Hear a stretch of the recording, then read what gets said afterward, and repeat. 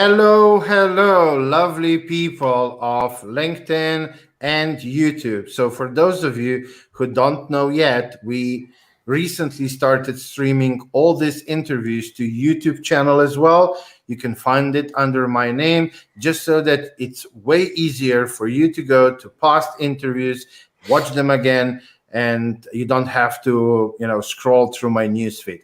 But it's Happy Monday and we have another interview. And today, I'm so grateful and blessed that my dear friend Jamie, who by the way is the sweetest and the kindest person in the world, is joining me for this interview. So Jamie, welcome to the show. It's so lovely to have you here, and I would love for you to quickly introduce yourself before we dive in the interview. Hola, mija. Thank you so much for having me on. My name is Jaime Jay. I'm the CEO and founder of Bottleneck Distant Assistants, and I'm really proud to say that we're the world's first dedicated distant assistant. Brand new category there, where we work with distant assistants. So we work with busy people that are spending way too much time doing the wrong things so that they can focus on doing their best work and live an unbelievable life. So that's basically what we do at Bottleneck, where we help stop the bottleneck in their business, which is typically it's me. We're usually the bottleneck. So we work with them to help them by sourcing a dedicated distant assistant for them from a personal assistant standpoint to kind of help them out with their business. That's what we do. Isn't it funny how the biggest aha moment we entrepreneurs have at certain point in our journey that we really are the biggest bottleneck in our business? Yeah, and thankfully, it's so true. That term I cannot take credit for. I got to give that to Mark Hafner. He's a good friend of mine, but he said I was the bottleneck, and he said, you should name it Bottleneck. And I thought that's a brilliant name because that's exactly what I was doing. I was bottlenecking my own company. Yeah. I mean, it's a brilliant name. So now let's start with this. I know that when I was starting my entrepreneurial journey, and I see that often with my clients when they are in the early stages, it's so hard for them to hire the right person, as they say it, like, nobody does this like me, nobody does that like me. And I hired a few people and it never worked out. And that often frightens people from going into hiring further, when it's not the problem who they hire. The problem is the system, the process of interviewing, hiring, and then onboarding a new employee and then working in close collaboration with them. So I want you to tell us all about that, because I think that is the biggest pain point and the biggest thing that's holding people from using services like yours more often. And thank you for bringing that up. Yeah, this is a big challenge for a lot of people. And I can't speak to all the entire world or all the other countries, but I did do some research here in the US. It costs $4,129 to hire somebody. It costs up to 9 months' salary to fire somebody. So it's really important that you learn how to hire somebody correctly. And a lot of us, it's not something that we do all the time. We're not constantly out there hiring somebody. For me, I've been sourcing assistants from the Philippines since 2006. I've been fortunate enough to be involved in over 1,000 placements during that time, or interviewing 1,000 people during that time. And so I've learned a lot. And one of the biggest things I learned from a good friend named Scott Beebe, who said, Jamie, you have to do something as if it's the last time you're ever going to do it. And that really resonated with me. And what that means to me is when you do something as if it's the last time you're ever going to do it, I'm getting all of the stuff that's trapped up here in my brain and I'm getting it out there. I'm doing a brain dump and I'm putting down the way that I do things in my business. Is it right? Is it wrong? I couldn't tell you, but it's the way that I do it. And many people do things their own way. Right? So Get that out there, get it out there, write it down. And when I say write it down, just do a brain dump, get all that stuff out there that's blocking you and write down. And then you can go about setting up your systems written down via processes and workflows. And optimizing and figuring what you can automatize along the way. But first, you need to capture that 1.0 brain dump before and just seeing it on a piece of paper gives it a whole different view, doesn't it? Totally a whole different view. What I really like about it too is there's an exercise that you can go through, and I've found this to be very helpful for me, and a lot of people that actually do this, it helps them as well. Where we run into problems is getting people to actually do it, and basically when that happens, you're kind of cheating yourself out of hiring correctly. And that first thing we do is called a delegation roadmap. This delegation roadmap is, like I said, it's a brain dump, but you assign values to every single task you do in a given day. I don't care whether it's email, if it's taking out the trash, it doesn't matter. But for so many of us, when we're ready to hire, I call it a fire hire, meaning there's fire going on in the business. You need to hire somebody. You just want a pulse there to kind of help you out. Hire me a rock star. Get someone for the best. I don't have time to interview them. I don't have time to train them. I say, whoa, slow down. This is where you need to kind of figure out what tasks you need to delegate so that you can establish, number one, a job role, and number two, the responsibilities within that role.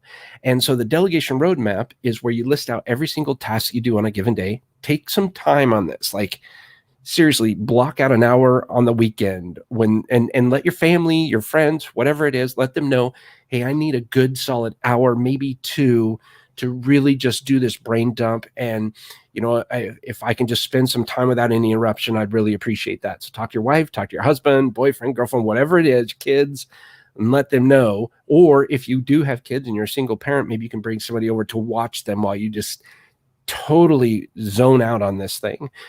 So list down every single task you do in a given day and assign two values. Number one, is this something you must do, or can you delegate this task to someone else who can do it? And here's the key: 75% is you or better.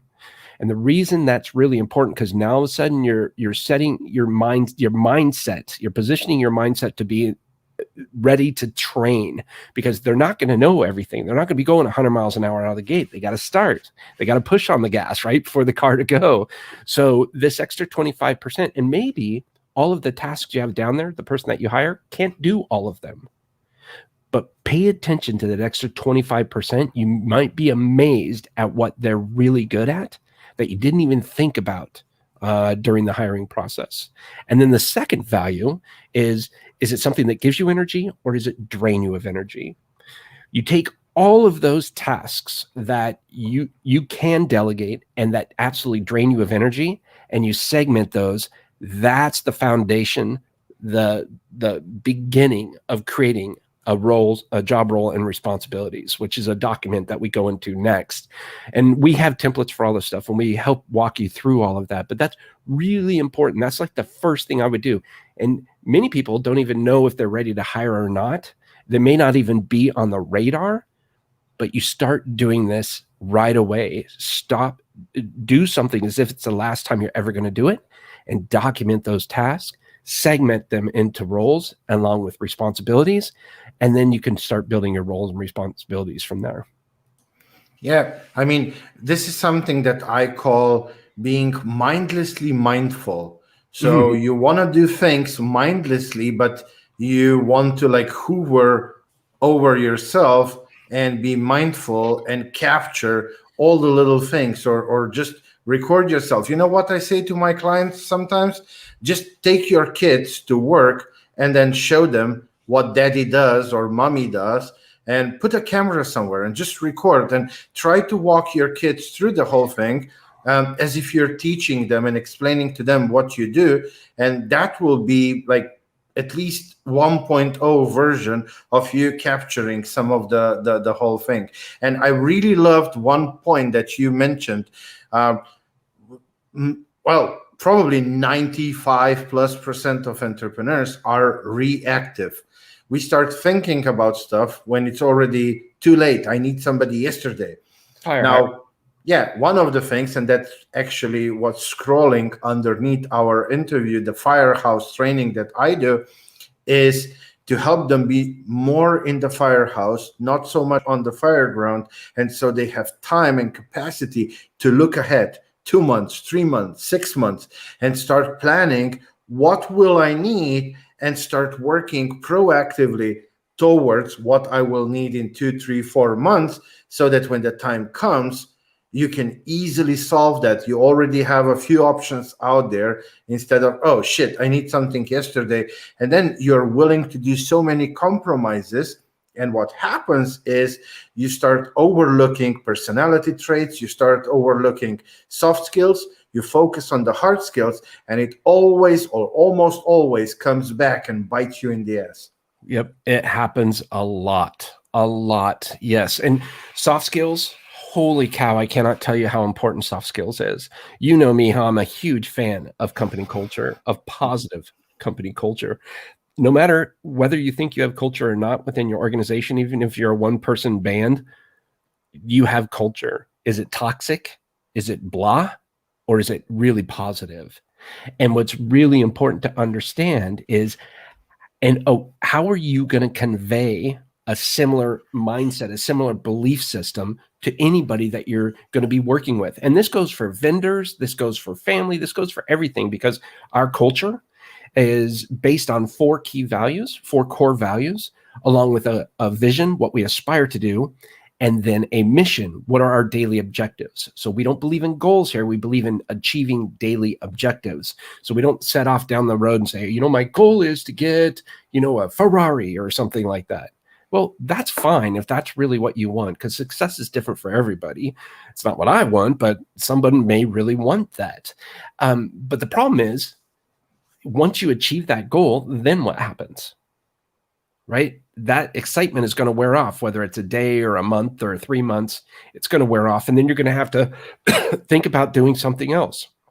Whereas, excuse me, if you have a really good vision that you aspire to do, and the team that you're building believes in that vision, then you're going to surround yourselves and have a positive culture with like-minded individuals. Now, this doesn't mean that, they shouldn't disagree with you or challenge you on certain.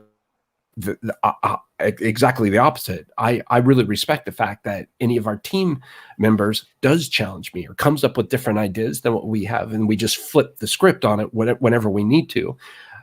That doesn't mean I always take the ideas and turn them into action, but we have that there, and our culture is set in such a way that when we do hire somebody, they actually go through, they read the vision, they read the mission, they read the core values, they understand our provocative point of view, which some people may know as brand essence, wherein our provocative point of view is we assist business leaders so that they stop doing the wrong things and focus on doing their best work.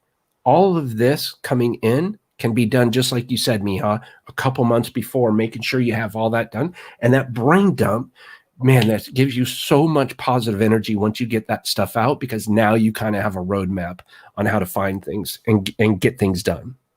Yeah, absolutely. I mean, and by the way, Jamie, what's the vision statement of Bottleneck? Oh, I knew you were going to ask this. So the bottleneck? So there's 2 things, and I have to be really careful how this. And the reason why is because people confuse mission and vision quite a bit. I did explain the difference, but the vision here is to inspire and provide innovation for today's business leaders, create ongoing partnerships that are instrumental in building businesses for a better world. Right? That's our vision. That's what we aspire to do. And we created a little internal talking point for everyone on our team called the ripple effect. And that means doing something positive for somebody else in order to create positivity. And you have to create it in your own backyard first. You got to take care of yourself. Then you want to grow it maybe regionally, then nationally, and then ultimately globally. And if we can open a door for someone, they're going to feel so much better. They're going to open a door, and it goes on like that. So if we can help other businesses live better, stronger lives, and they're delegating the tasks that are just tearing them down and overwhelming them, guess what? They're going to feel better. They're going to be nicer. They're going to be leading with kindness. And then our mission is at Bottleneck is to cultivate and identify remote-based dedicated distant assistants for business leaders who want to build a deep personal relationship with real human beings. I love it. I love it. Really nice. Yeah, and I like how you made a point that it's a difference between the vision statement and the mission statement. The way I teach it, the way I understand it, vision is like what's the purpose of this company? If it's a human being, like what would be that goal, the purpose, why it exists? And then for me, mission statement is how do we get there? So this is the purpose. How do we achieve it? How do we get there? Yeah, and it's what's really neat is this is all the stuff that comes from the brain dump. So when I say take some time, like take some time and start dumping and make sure your vision is down, make sure your mission is down, make sure you understand what your core values are, what makes you you, what makes your company, right? And if you're going to be involved in your company, you're the leader of that organization, chances are the core values are going to follow behind what your core belief system is, correct? So you want to try and surround yourself with people that want to share those same core values. And what's nice about it, we have 4: exceptional character, unbridled creativity, habitual strategy, and insatiable passion. For each of those, we go into detail which each one means to us. And then we also associate a question with those. If I'm going to be dealing with this person, do they have exceptional character? Do they have unbridled creativity? Do they have good habitual strategy? And are they really insatiably passionate about what they do? If I can answer yes to each of those, it makes my decision making super easy. I'll give you an example, because I do not believe in work-life balance. I believe in balance, life balance. And I think it's really important for people to believe in life balance, not work life. You don't want to separate those. It's all together. And how do you manage that? So for me, we bought a truck a couple years ago. We went to the Ford dealership, and the 4 core values did not check off for me when I was talking to that salesperson. So we politely left and went on to the GMC dealership. All 4 checked off on this salesperson. He was amazing. We bought a truck. So not only do I do that in my work, but I do it in my personal life as well. So I think that's really important to understand. But by doing all of this and getting all of this out there, and like you said, turn the Zoom on or video or whatever and record it, go through that and just kind of talk through it so that you can start getting it down. The other cool part about this too is once you have the vision, mission, core values, provocative point of view, once you have all of that pretty good, just know this is living, breathing elements within your organization. You can change these. Stuff happens. Visions can change. Missions can change. That's okay. We've revised our vision and mission several times, right? But when we do, we're very intentional about what that change is going to mean to us and the team. The other thing that having a strong vision, mission, and especially core values is, it prevents me from having to be a micromanager. I have so much confidence in our team making their own decisions. Yes, do they run them by me sometimes? Of course, sure. But a lot of times, because they have the core value check, they can actually go in and make their own decisions. And I always tell them, hey, if you make a wrong decision, don't worry, it's not going to bankrupt the company. Let's revisit it, figure out what we can do to do better. But that's very empowering for the team. They write their own job roles and responsibilities, by the way, too, because it's also another way of empowering them. But the way they make their decisions is, number 1, is it good for the company? Number 2, is it good for the team? And number 3, and only then, is it good for the client? Because if the company's not very healthy, we don't have a good positive culture, how can I take care of a team? We don't have a solid mesh going on within our organization. And if they're not happy, there's no way I can expect them to take care of the clients, right? So all of this comes with vision, mission, core values. And what in the world does this have to do with hiring? Everything. That's the foundation. You can't, recently, a fellow coach of mine, when he looked a little bit at what I do and how I do, he said, "Well, you're doing exactly what McKinsey is doing with their 7S." And I was like, "Never heard of it." And then I went and I looked, and yeah, really, like that's kind of like, because nobody's reinventing the wheel. We just maybe use different words for stuff.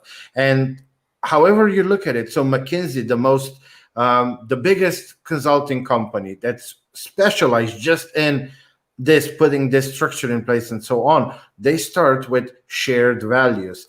What are shared values? I call them foundations: mission, vision, core values, company culture, brand identity. That's the base. You can't do a system, you can't do strategy, you can't do HR, you can't do leadership. None of that can happen without first having clarity on the base core foundation. And granted, if you're not a startup who wants to grow and scale from day one to multiple whatever figures, you don't need that strict foundation right away, but you still need to know what's your why, what's your purpose, because you are basically the company in that early stages until you move away and you're just the shareholder and you have a whole team in place. Then things become a little bit different and PR takes more the role of that. But in that early stage, the company is you, and it reflects who you are. And company culture is really my house, my rules. So how do we figure out the rules in our house? Oh, you just nailed it, Miha. It's so important to figure out, right, what the tone is, what the personality is going to be, what kind of person you want to work with, right?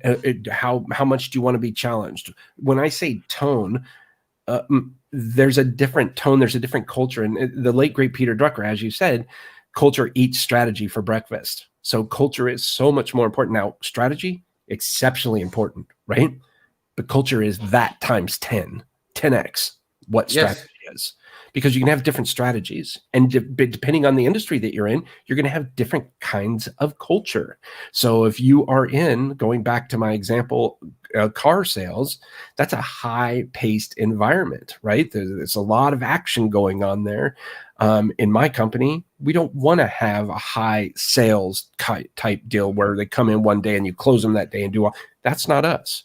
We want to work with people. We want to build that relationship with them. We want to learn about their business intimately, which, by the way, is why words matter. And you heard me say a little bit earlier that we're really proud to be the world's first dedicated distant assistant company. That is category design. And that is another thing that a lot of people need to focus on, is category design. If you look at it, most people, when they hear, virtual assistant, that's what they're thinking. It's more transactional based. You go, you have a project, you get that done. Maybe you need to have a graphic design element created for you. Yeah, You send that that's off. somebody cheap. I pay $3, $4 an hour, They send it. somewhere in India, Pakistan, Perfect. whatever. Perfect. Yeah, we have, like, yeah, we can be very biased toward those words. Yeah, exactly. So I wanted to do something different, because virtual assistant's getting really big. It's a $15 billion a year industry.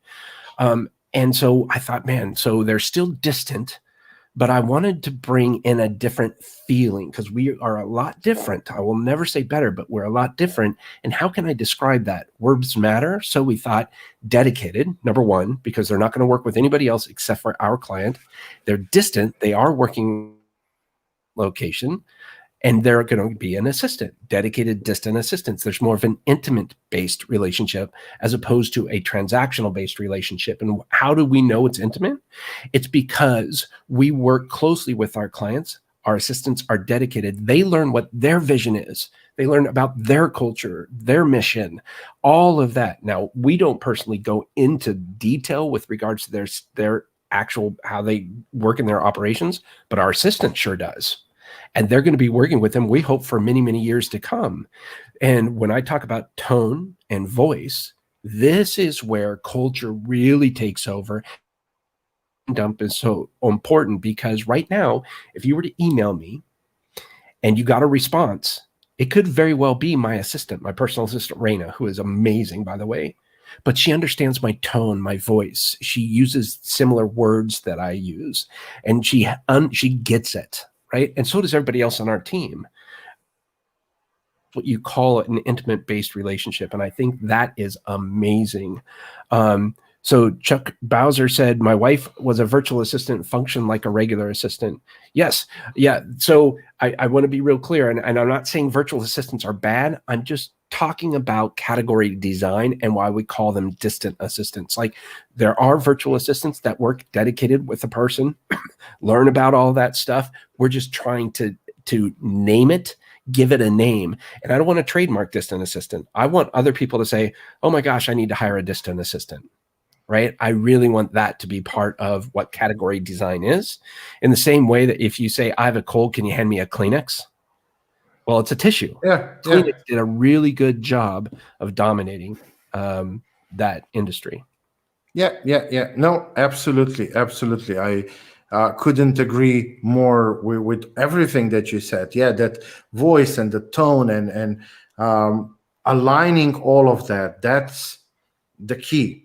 Now, well, soon we will have to go towards the end of the interview. Well, we already have to. I mean, talking to you, like it's just time flies like this. I mean, I could have you here for the next 3, 4, 5 hours, and we would barely touch everything that we can talk together. That's why I so much love having these conversations with you. But we have to be mindful towards the replay watchers. If they see 1 hour, they're like, ooh, that's too long. So I try to keep these interviews around 30-ish minutes. So, Jaime, whoever is listening, watching to this on YouTube or LinkedIn, and they resonate with this, and they maybe tried in the past, it didn't work out, and now they want to give it a go, or maybe it's their first time and they want some hand holding through the process. How do you help your clients? What can they expect from you, from your company? And where's the best way to get in touch with you, the company? Is it the website or here on LinkedIn, or what is the best way to get in touch? Again, thank you, Miha. I will try and be really fast here to be mindful of the time. I see we're at 28 minutes, so I will be mindful of the time. The best way that you can learn more is go to bottleneck.online and /Glenda, if you like. She's our new Director of Business Development, or you can just go to the online and schedule a consultation. We'd be happy to answer your questions. But what we do a little bit differently than most other organizations in this arena is that we do a lot of work up front. We have a 3-tiered vetting system for our assistants. They're all college graduates. They are in the Philippines. And we take them through 5 interviews before they ever meet you. So they've been thoroughly vetted, background checks, soft skills assessments, profiles. They do a video. We put together a candidate profile package where they do a video. All of our resumes are exactly the same. So if you have multiple candidates, you don't have to go looking at different places. But where we do a lot of our work is in the beginning with our clients and the DA as well, the distant assistant. And what we help them do is we help them prepare to hire by taking them through the delegation roadmap. We take them through job roles and responsibilities. And we also go over a 90-day implementation plan with them for the first 90 days. What's really powerful about that, and then at the end of 90 days, we train our assistants in project management so that what they'll do, and workflow management, they'll actually create all of the workflows that you wanted them to do, all the tasks that they do, they workflow it out. Every time they click the mouse button, they write down a step. At the end of 90 days, they take all of those workflows that have been approved by our client, and we walk them through this process. They give it to our internal design team. Our design team designs that in a workflow manual, complete with a table of contents, your brand colors, all of that stuff, your brand identity. And then we deliver that to you. So you have an actual deliverable. And there's 2 things really powerful about this. If you're a growing company, you need to hire again, guess what? The learning curve is going to be greatly reduced, the training time, because now it's all written down step by step. And number two, if you ever decide to exit, now your workflows, your systems, your processes are in place, and chances are likelihood of you getting a higher valuation for your company just increase exponentially. So that's what we do in the very beginning. So you want to learn more, you can definitely go to bottleneck.online and be happy to answer any questions that you have. Well, that's I don't think anybody does anything even close to that. I mean, I haven't seen anything like that. Even with just hiring agencies, I've never seen anybody go through so much and help their clients so much, because you do the education, you do the hand holding through the process. Like, yeah, wow, kudos for doing all of that. Yeah, wow, I'm a little bit speechless. I knew that you guys do a lot, but I didn't know that you go to such length and such extent in serving your clients. So wow, really amazing. I've never heard anything even close to that in my life. Oh my gosh. Yeah, we it's a learning process, like we said, but we found that if we don't spend the time up front and get them going in the direction that we know is going to be best for them, the likelihood of them continuing on with us past that 90 days is not very likely. No, yeah, I agree. If they have bad experience, yeah, that will resonate in them leaving. And yeah, but if you create that experience, then the likelihood of very high lifetime value is so much greater. Oh, Jamie, where do I begin? It was such a pleasure talking to you. I absolutely love you as a human being. I respect you highly as an fellow entrepreneur. I appreciate you for everything that you are, that you do. Thank you for being my guest. Thank you for sharing everything with the audience. And yeah, just all the best and good luck and Godspeed on this amazing journey that you're on. Thank you so much. Thank you, Miha. You are a huge inspiration to me, and I just I feel so honored to call you a friend. So thank you for just being a kind, awesome person for the last couple of years, I guess, that we've known each other. It's just been amazing. Well, thank you, and likewise, yes. Well, I'm always saying to everybody when I introduce you to somebody, I'm always saying this is the nicest and the most humble and the most big-hearted man that you will ever meet in your life, and I fully stand by that. You really are. You are a blessing to the entrepreneurial community and the blessing to all of us who can call you a friend. Oh, yeah, thank you. And right back at you, 100%. Jamie, have a lovely rest of your day, the lovely rest of your whole week, and just the whole journey. Take care. Bye-bye. Bye for now. Oh, wow. So, yeah, that was Jamie. I mean, you got to love him. I mean, just how he explains what he shares, the value he's bringing to the table. I mean, have you heard just like what they do for a client? I've literally never ever in my life heard of any company that would go to such length. Let me just check. I think we have another comment. Oh yeah, it was just Chuck saying that that he agrees with Jamie. So yeah, I agree as well, Chuck. So yeah, thank you to everybody who was watching or who is watching this live replay. I really appreciate each and every one of you. I love doing these interviews. I love talking to people like Jamie, finding them, bringing them to the show. I really hope they are providing a lot of value to you, fellow entrepreneurs. Let me know in the comments or message me if there's something, or some topic that you would like me to find a guest for. I really love listening to your feedback, hearing your feedback. We have another comment coming in. Oh, it's just Jamie. Yeah, that was absolutely fun and awesome, Jamie. So yeah, I love your feedback. And yeah, next Monday, new interview, another amazing guest. Until then, be safe, be healthy, wherever you are in the world. I wish you all the best. I hope you are thriving as much as it's possible. Um, Happy Monday today again, and I'll see you next Monday. Enjoy it.